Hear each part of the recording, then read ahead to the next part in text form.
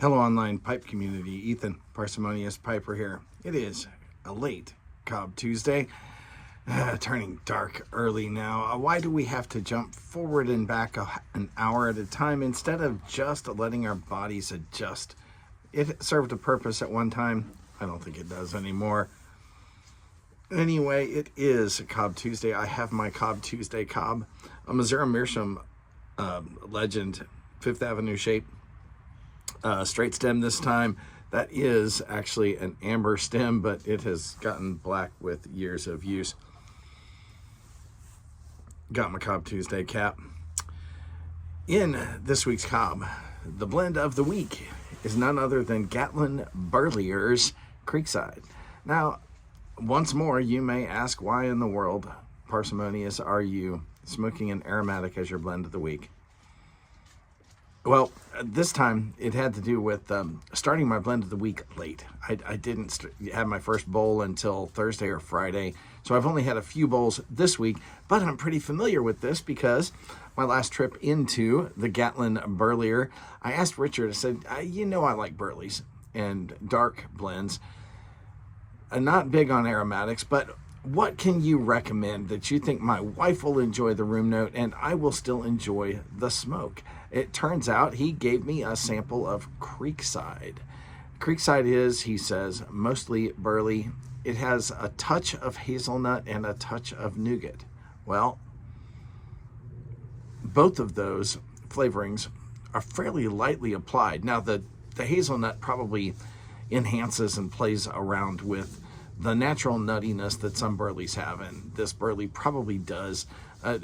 It's got a little bit of a nutty flavor, a little bit of a sweet flavor, but it's not an overwhelming aromatic. It is just lightly applied, and I think just about perfectly. Does not smoke goopy at all, doesn't smoke hot. It's a good dry smoke. In fact, it's very, very reminiscent of a codger blend like Carter Hall, which I happen to love. It burns cool. The flavor is not overly applied, so you still taste the burley underneath it. I really enjoy this. This got a 4 out of 5 from my wife on the room note, which is high praise. The only things that get 5s from her are cherry blends, so for a non-cherry blend to come that close, awfully good. It's also a 4 for me.